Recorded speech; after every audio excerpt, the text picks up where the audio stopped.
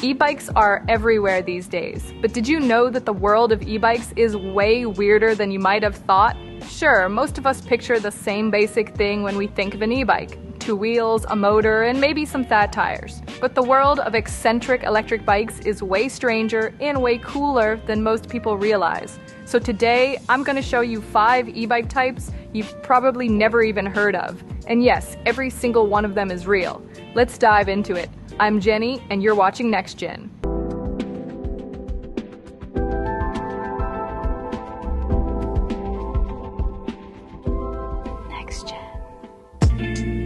Okay, now while you may have heard of some of these, I'll be impressed if you've heard of all of them. Let's start with the velomobiles, the thing you saw in the thumbnail of this video, in proof that it's not clickbait and that I'm not burying the lead here.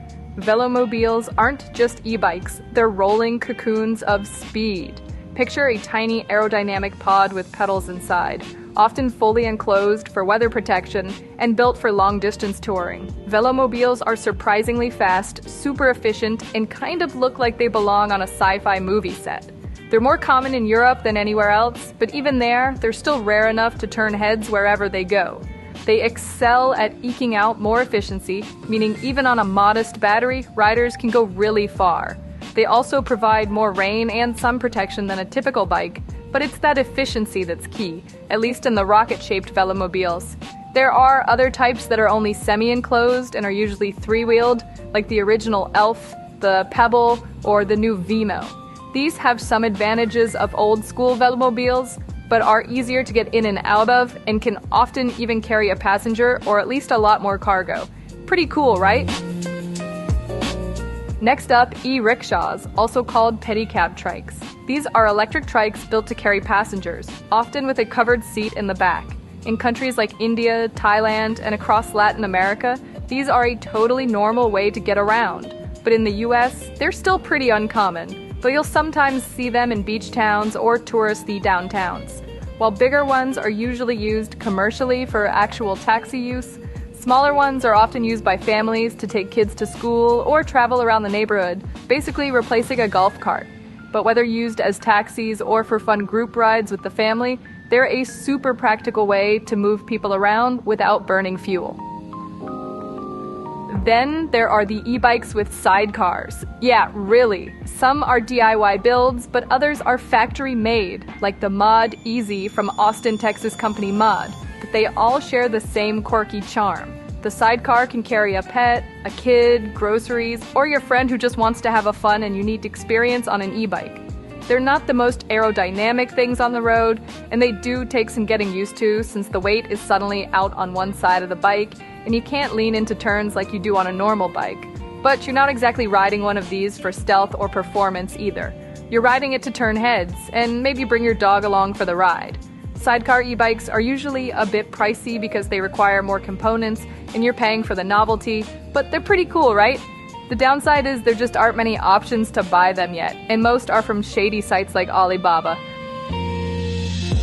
Now for something that looks like it came out of an Arctic survival movie: snow e-bikes with tank treads. These beasts have a ski in the front and a continuous tread in the back, kind of like a snowmobile and a bicycle had a love child.